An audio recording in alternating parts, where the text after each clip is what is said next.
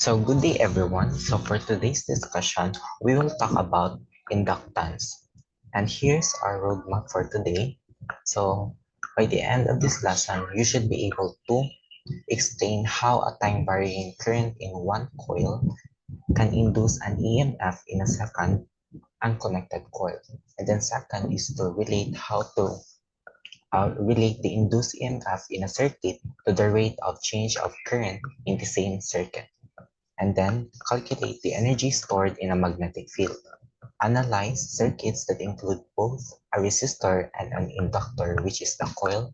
And lastly is to understand why electrical oscillations occur in circuits that include both an inductor and a capacitor.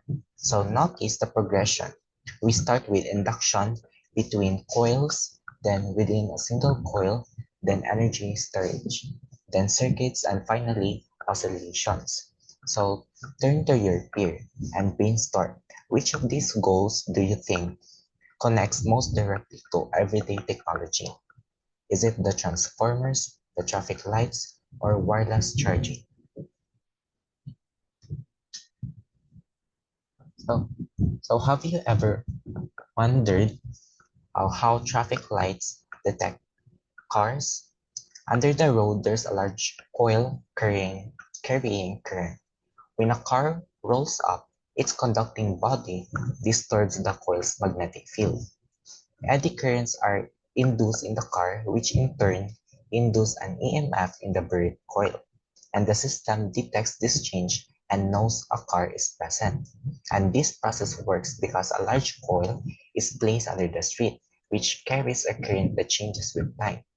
The car contains conducting material, so when it is near the coil, electric currents are induced in the car, which in turn induce an EMF in the buried coil. We'll learn about this and other forms of inductance. This is inductance in action, and the ability of a coil to induce EMF in itself or another coil when current change. So let's think, pair, and share. Where else might inductance be used in everyday life? So consider two neighboring coils. If the current in coil 1, as shown in the figure, changes, it induces an EMF in coil 2.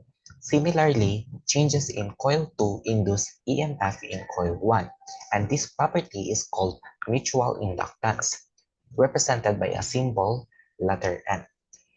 It measures how strongly the coils are magnetically linked.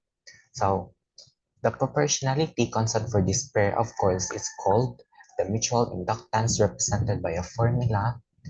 E, E naught is equal to negative N2 multiplied by the magnetic flux over the rate of time, or the change of time. So we have here a simple problem example. So suppose coil 1's current changes at 2 ampere per second, and coil 2 experiences an induced EMF of 0.1 volts. So what is the mutual inductance? So we're gonna solve this problem. So remember the formula in getting the induced, the induced EMF rather.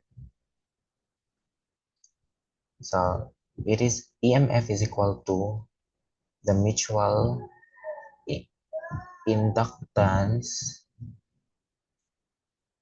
multiplied by the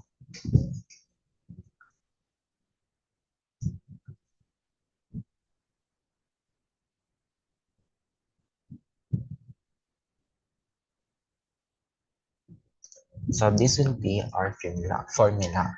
So deriving this, in order to find the mutual inductance, so we have N is equal to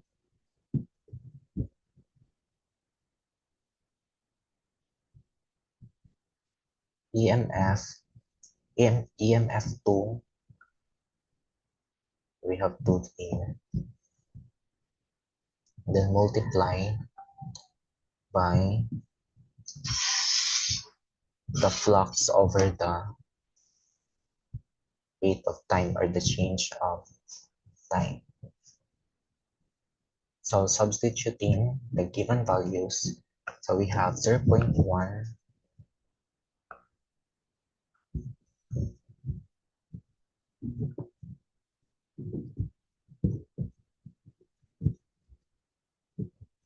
we have 0.1 for the EMF over 2 seconds. So we will get 0.0.05 hertz. I mean H. So therefore, our mutual inductance is 0.05. So what factors might increase mutual inductance between two coils? So think of it like coil orientation, distance, and core material.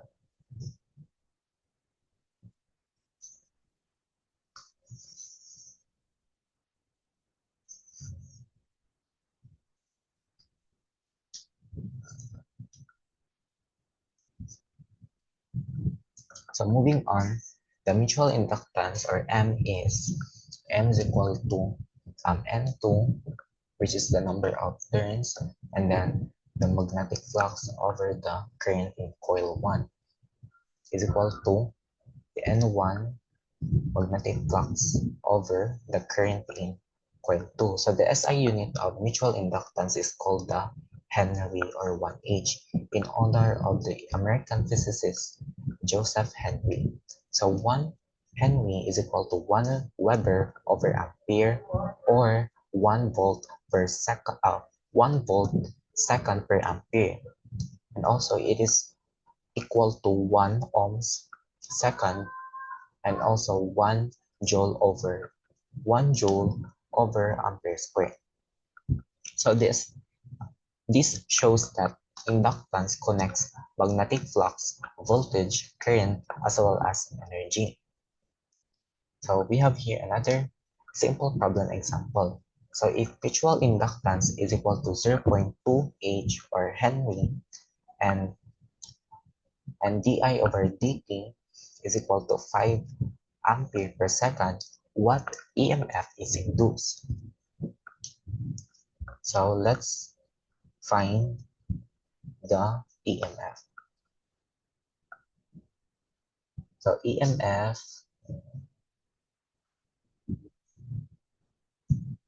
is equal to the mutual inductance multiplied by the di over dt.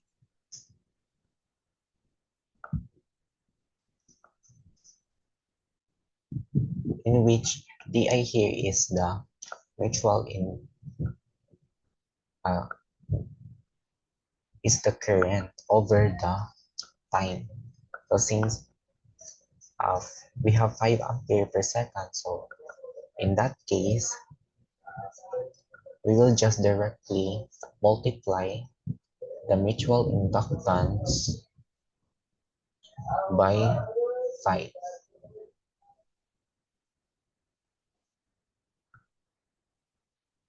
So we will get 1 volts. Therefore, our EMF is equal to 1 volts. So let's have a quick check. So why do we honor Joseph Henry with this unit? So of course, he discovered induction independently of Faraday. So it means that Faraday and Henry, on the other hand, have separate discoveries.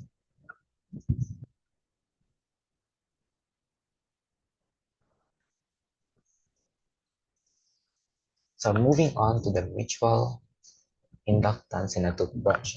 So this electric toothbrush makes use of mutual inductance, and the base contains a coil that is supplied with alternating current from a wall socket, as shown in the picture. Even though there is no direct electrical contact between the base and the toothbrush, this varying current induces an EMF in a coil within the toothbrush itself, recharging the toothbrush battery. So in other words, mutual inductance powers everyday devices. Example of it is the electric brush as shown in the picture. The base has a coil supplied with alternating current even without direct contact. This varying current induces EMF in a coil inside the toothbrush, recharging the battery wirelessly. So this is the same principle as wireless charging pads for phones. So turn to your peer and ask, why is mutual inductance safer than direct electrical contact in devices like toothbrushes? So let's move on to the self-inductance. So any circuit with a coil that carries a varying current has a self-induced electromotive force, in which self-inductance refers to the current in the coil that is changing. So the changing flux to the coil induces an EMF in the coil.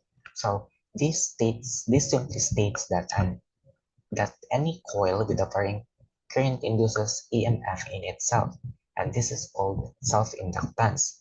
And we define self-inductance by a symbol of uppercase letter L of the circuit, as represented by a formula. L is equal to the number of turns in a coil multiplied by the magnetic flux over the current of the coil. So we have here a problem example for this. So a coil has a self-inductance, or L is equal to 0.1 Henry, same unit with the mutual inductance. If current increases at 20 ampere per second, what EMF is induced? So we need to find the EMF. So EMF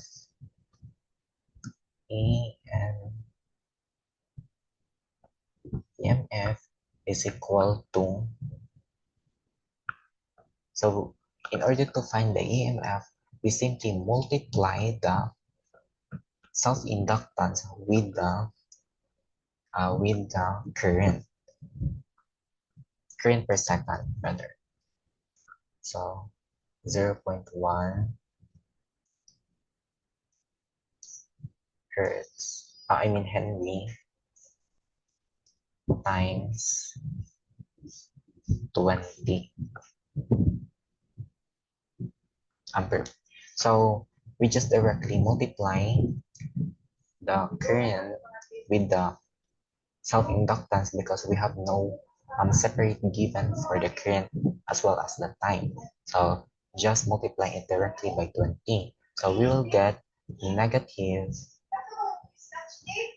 negative 2 volts. Therefore, our EMF is equal to negative 2 volts. So let's think, pair, and share.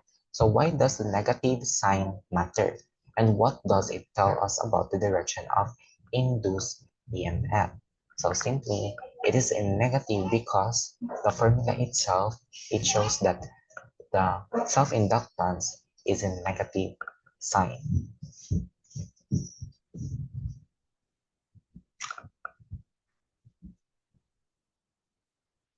So moving on with the inductors and lightning strikes. So if lightning strikes part of an electrical power transmission system, it causes a sudden spike in voltage that can damage the components of the system. So to minimize these effects, large inductors are incorporated into the transmission system. And this uses the principle that an inductor opposes and suppresses any rapid changes in the current. So in other words, inductors oppose rapid changes in current, and this property makes them useful in protecting power systems. If lightning strikes, voltage spikes can damage equipment. Large inductors are added to transmission systems to suppress sudden changes. So in simple analogy, inductors act like shock absorbers for electrical current. So why would inductors be placed in transmission lines rather than resistors? And what advantage do they offer? So let's move on to inductors as circuit elements. So in the circuit shown, the box enables us to control the current in the circuit. And the potential difference between the terminals of the inductor L is VAB is equal to VA minus VB is equal to inductor the inductor multiplied by the current over the time, or the change of current over the change of time. So in circuits, the voltage across an inductor is proportional to the rate of change of current as represented by the formula. And this means inductors resist changes in current changes and not the current itself. So we have here a simple problem example. So an inductor of 0.2 Henry experiences current increasing at 10 ampere per second. And what voltage appears across it? So we need to find the voltage. So the given here is the inductor with 0.2 Henry as well as the current over time. So we need to find the voltage. So we have VL is equal to, just multiply 0.2 Henry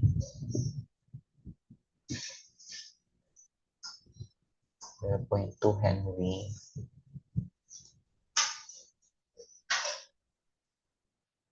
times the current per second. So we have no separate given for the current and time, so we will just multiply the value of the inductor directly with the value of the current per time.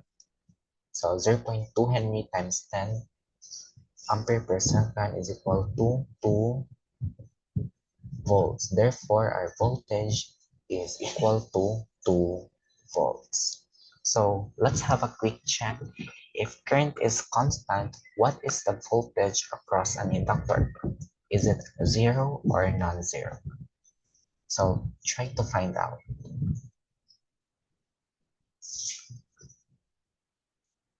So moving on to the potential across a resistor. So the potential difference across a resistor depends on the current.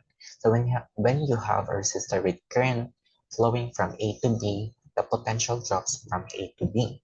So for a resistor, voltage depends directly on current, which is VAB is equal to IR, in which the IR is greater than 0. And then current flows from high potential to low potential as shown in the illustration.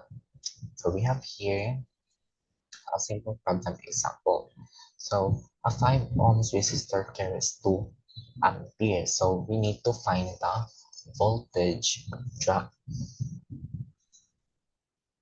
So what is us? We need to find the voltage drop. So just multiply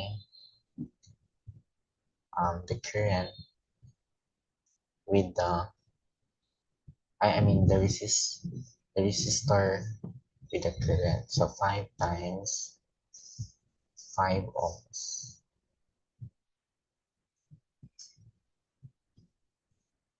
times 2 ampere.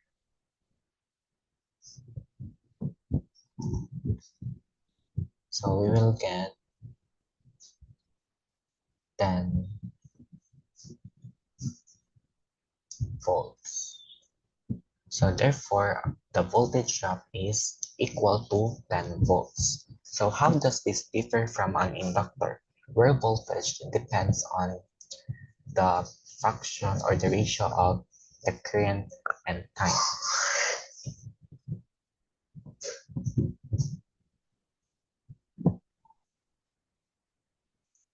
So moving on to the potential across an inductor with constant current. So the potential difference across an inductor depends on the rate of change of the current. So when you have an inductor with constant current flowing from A to B, there is no potential difference. So I constant, the ratio of the current over time is equal to 0. So represented by a formula V sub AB is equal to L multiplied by the ratio of dI over dt is equal to 0. So if current is constant, therefore there is no potential difference, and this shows inductors only respond to changes and not steady currents. So let's uh, think, pair, and share. So why does this make inductors useful for filtering signals in electronics?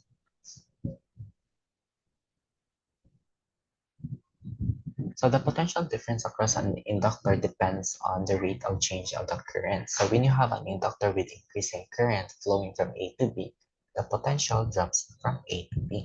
But therefore, if current increases, voltage across inductor drops from A to B, represented by the formula VAB is equal to L multiplied by dI over dt and is greater than 0. So we have here simple problem example. So current increases at 5 ampere per second through a 0.1 Henry inductor. So we need to find its voltage. So to find it, we just simply multiply the current with the inductor. So we are asked to find the voltage. So 5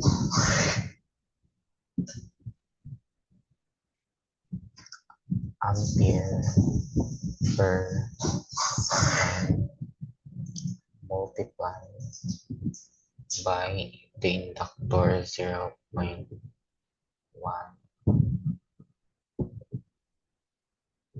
Henry. Therefore, the voltage is equal to 0.5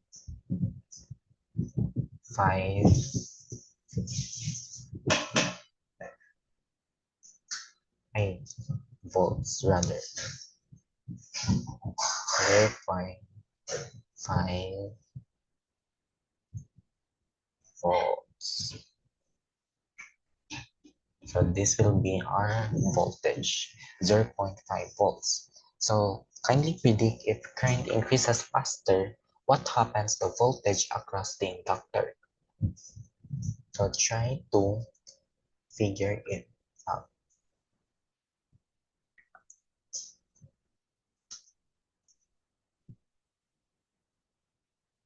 So potential across an inductor with decreasing current.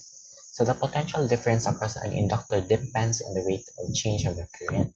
So when you have an inductor with decreasing current, which is another case, flowing from A to B, the potential increases from A to B. So we have here the formula VAB is equal to L, the ratio of the current over time is less than 0. So if current increases, the voltage across inductor increases from A to B. And this is the inductor's way of resisting the decrease. So we have here a problem example. The current decreases at 4 ampere per second through a 0.2 Henry inductor. So we need to find the voltage.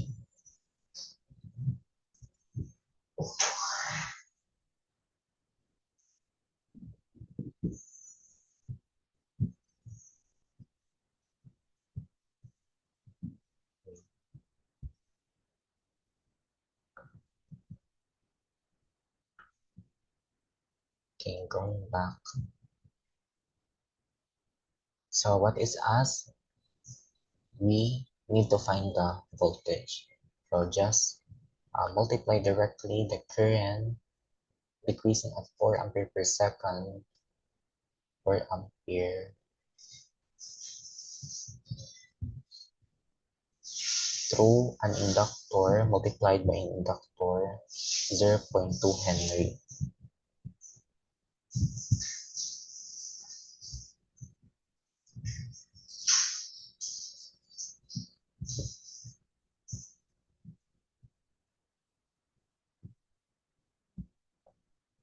So therefore our voltage is equal to 0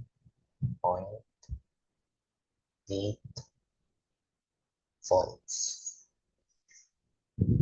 So we got 0.8 voltage. So how does this property help inductors maintain current flow when power is suddenly cut?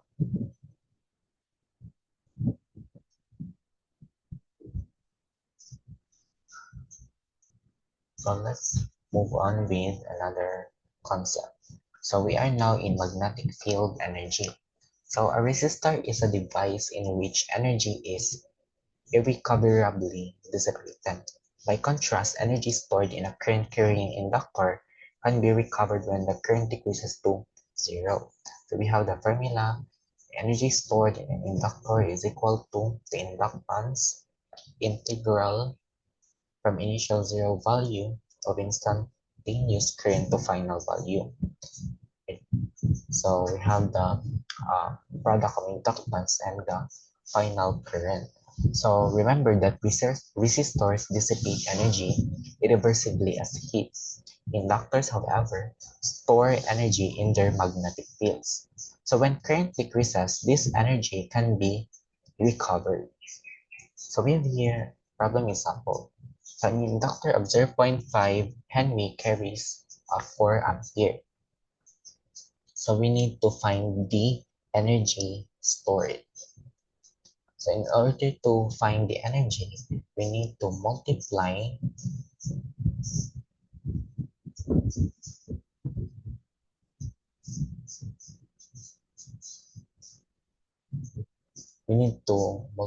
the square root of 0.5 Henry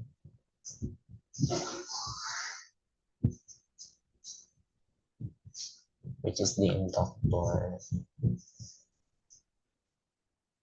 the square root of 0.5 times the square root of 4 ampere.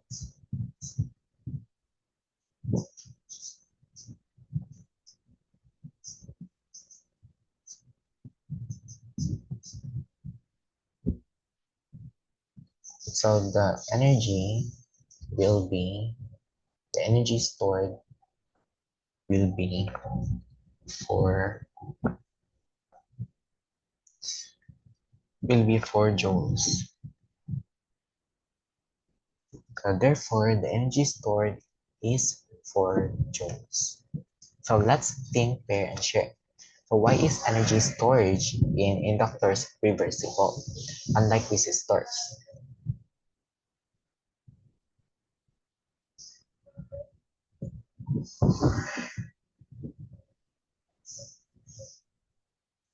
So let's proceed with the magnetic energy density. So the energy in an inductor is actually stored in the magnetic field of the coil, just as the energy of a capacitor is stored in the electric field between its plates.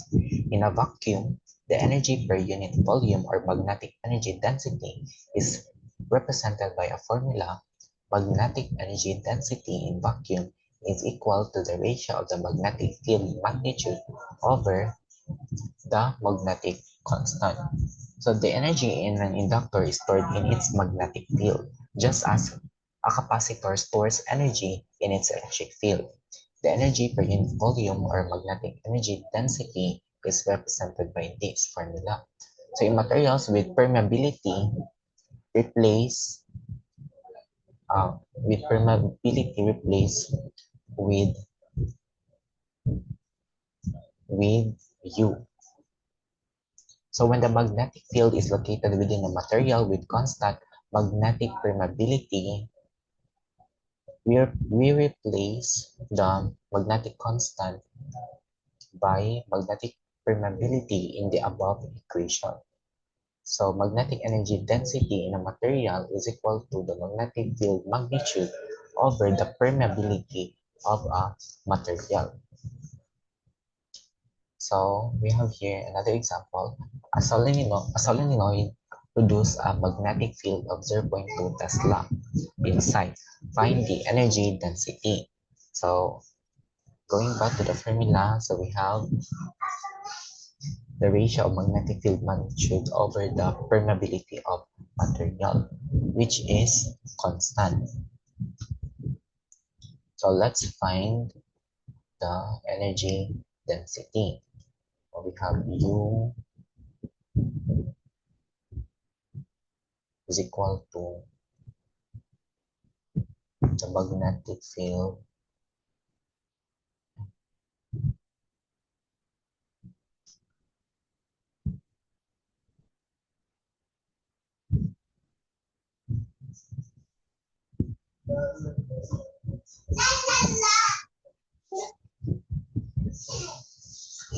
sorry.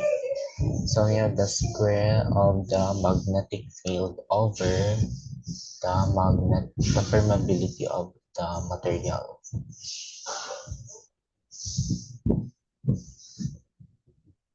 is equal to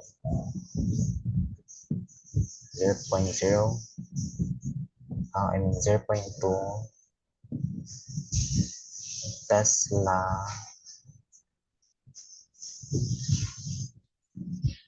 squared over 2 times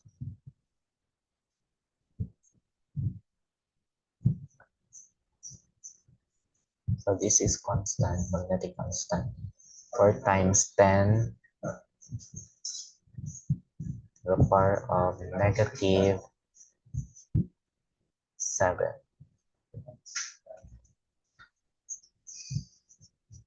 So we will get 1.6, 1.6, 1.6 times 10 to the power of 4 joule per cubic meter.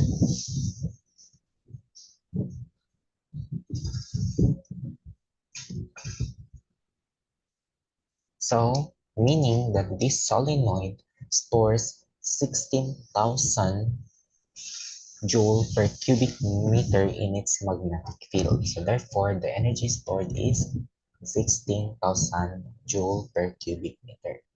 So why is storing energy in fields advantageous compared to storing it in resistors? So try to research on that.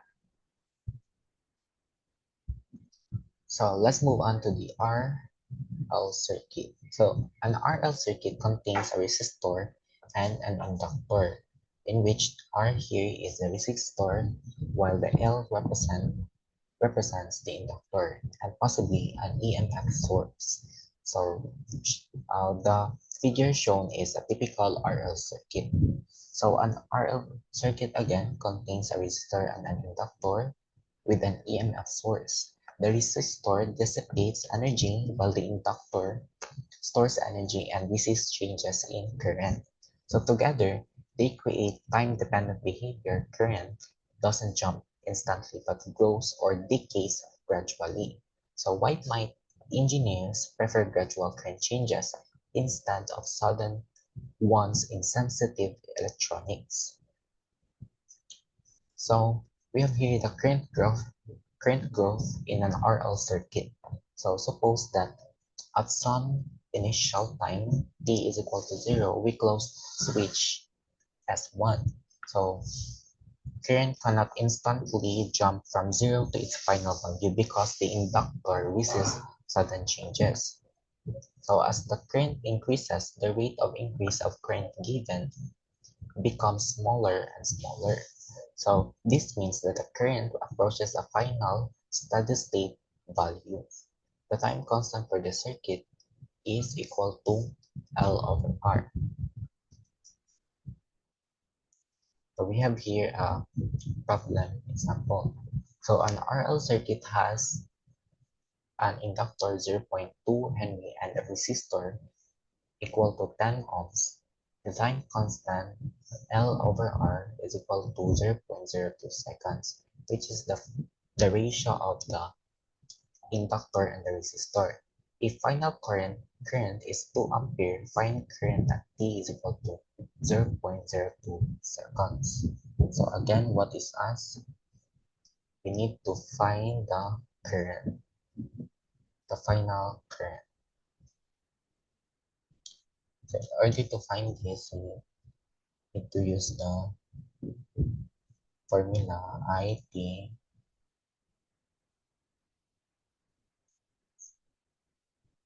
is equal to 2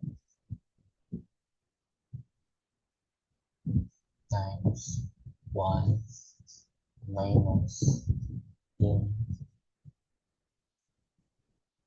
raised to the power of negative, sorry, negative,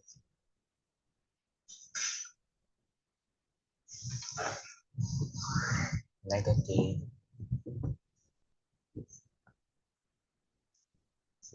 0.02, which is the time, over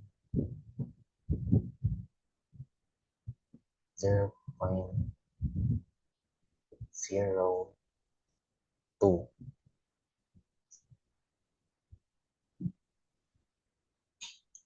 So equal to 2 times 1 minus e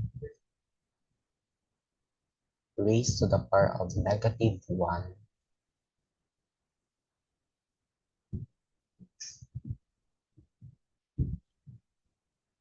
So we will get 2 times 1 minus the value of e, 0.368.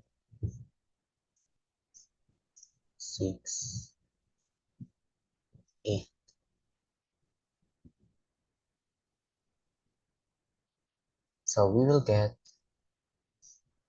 the final current at 0.02 second is 1.26.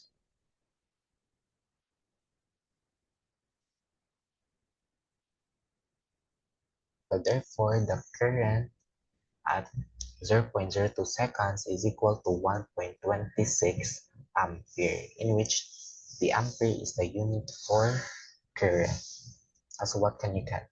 Recall. So let's predict if resistance increases, does current reach steady state faster or slower? So moving on to the LC circuit oscillation.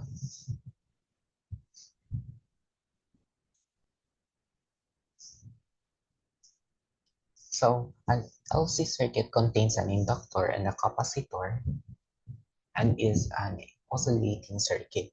So we will show the four main steps of the oscillation cycle on this in the next 3 slides. So in the LC circuit shown, we charge the capacitor to a potential difference and initial charge on its left-hand plate and then close the switch. As what can you see on the diagram shown? So the capacitor is fully charged, the current is zero. The circuit's energy is all stored in the electric field. So together, the inductor and the capacitor form an oscillating system.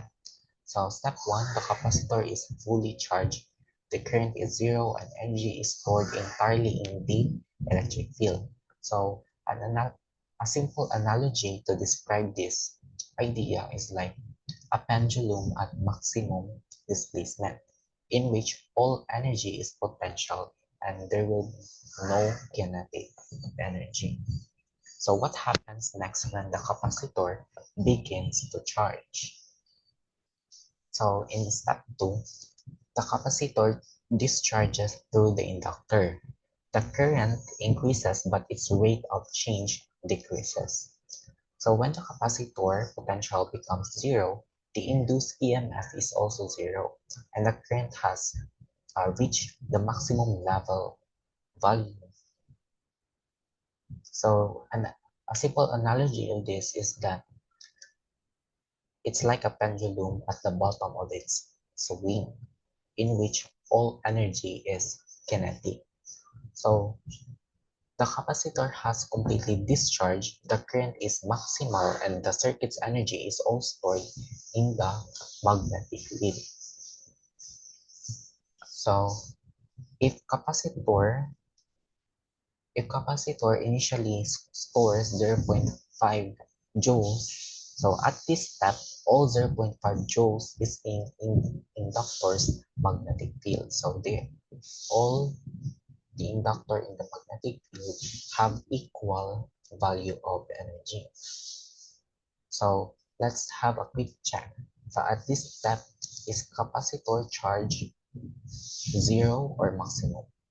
Again, in this case, the capacitor will go to its maximum level. So in step 3, current persists charging the capacitor with opposite polarity. So eventually, current and magnetic field reach zero and capacitor is fully charged again, but reverse. So energy is back in the electric field.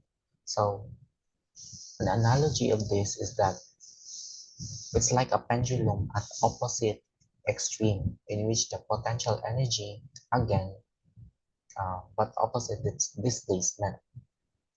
So shown is this situation. The capacitor is fully charged, the current is zero, and the circuit's energy is all stored in the electric field.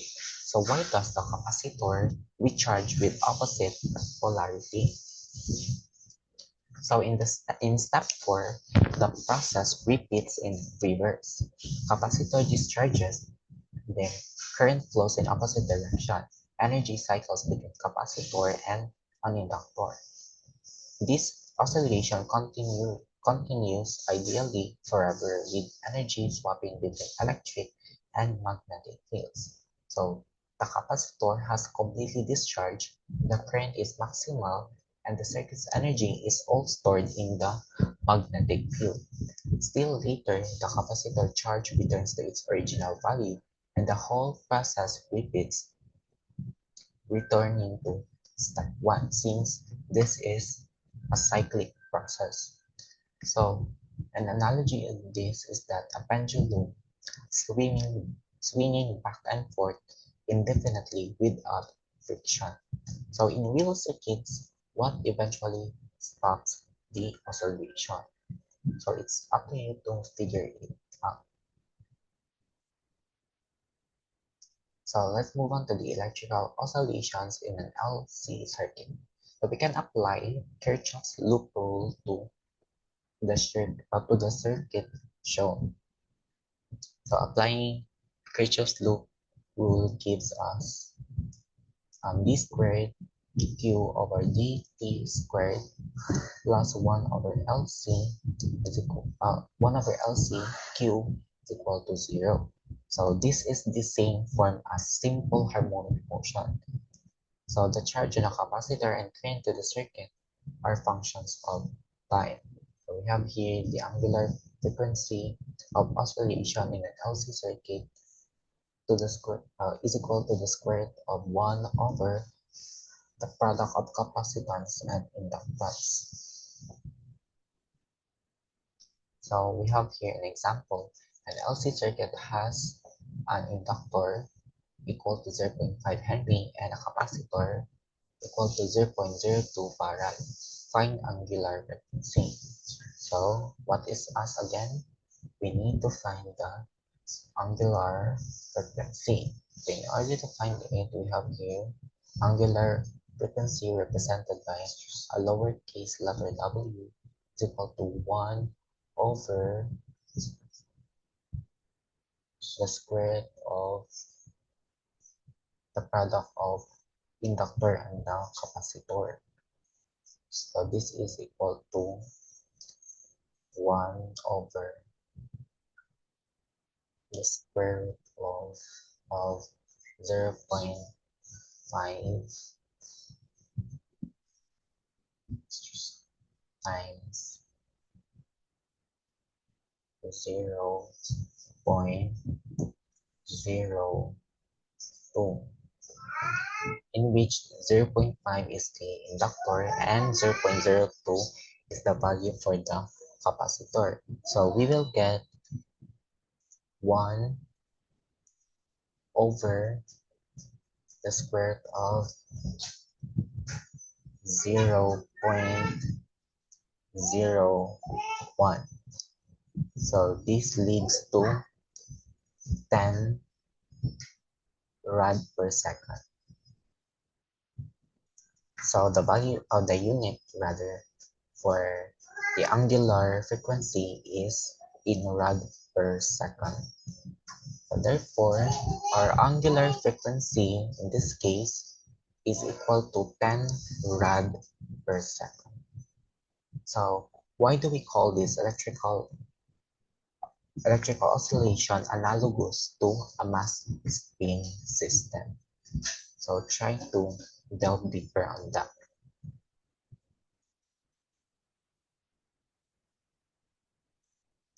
So moving on to the electrical and mechanical oscillations analogies.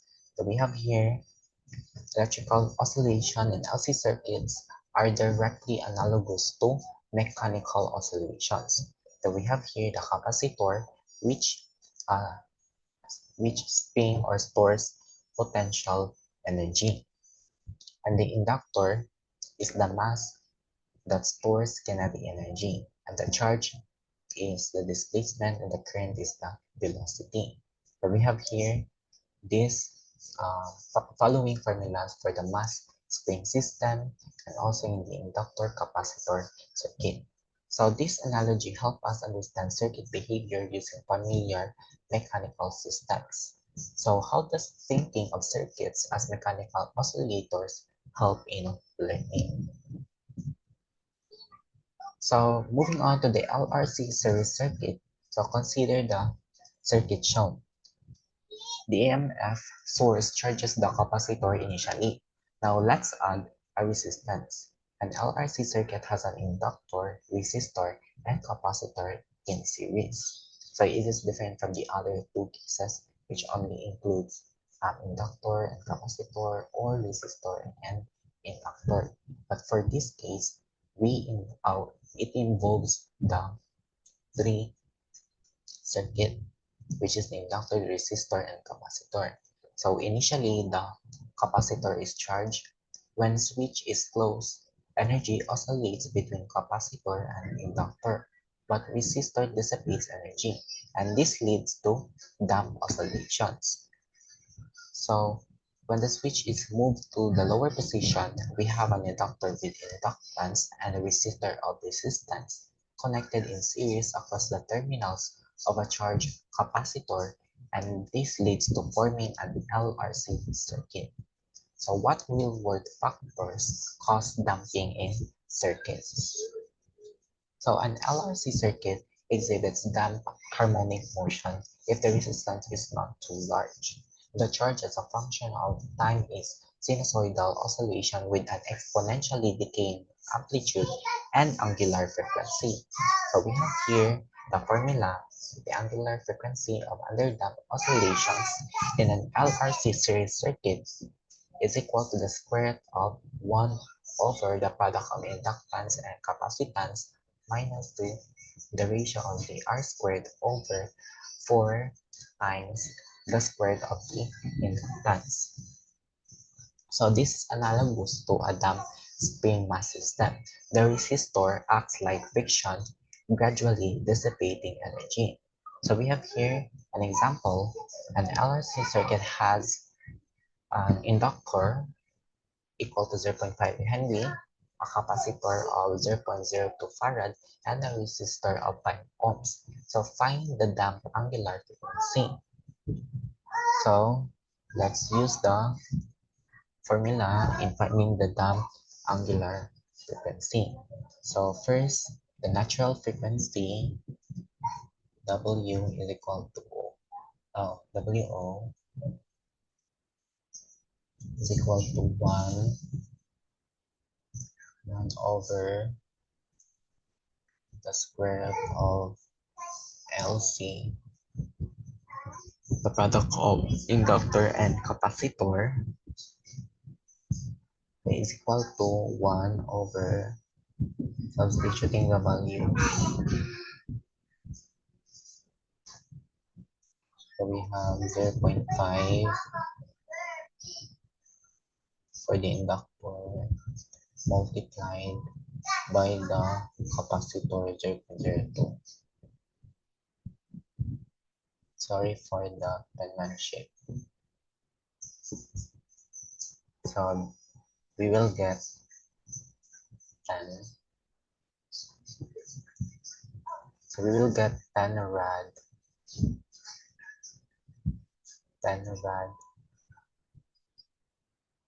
per second for the angular frequency. So damping term, so we have R over 2L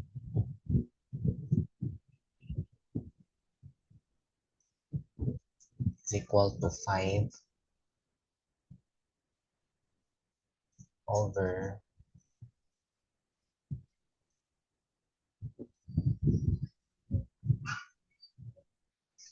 so times 0.5 2 times 0.5.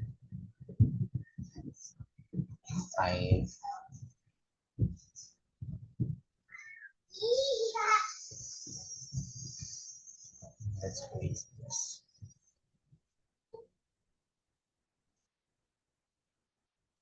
So we will get 5 over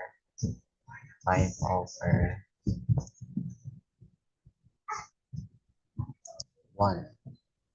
So this is equal to 5. So now we will find the damp angular frequency represented by W prime is equal to the square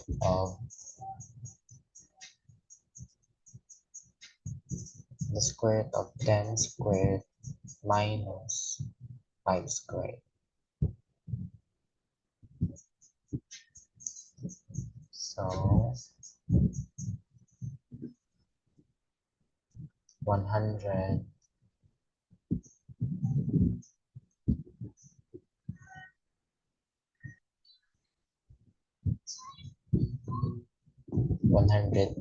minus 25 is equal to the square root of 75.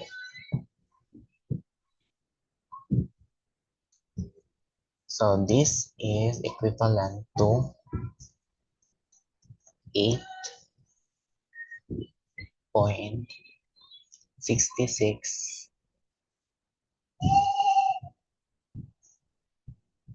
This is 0.866 rad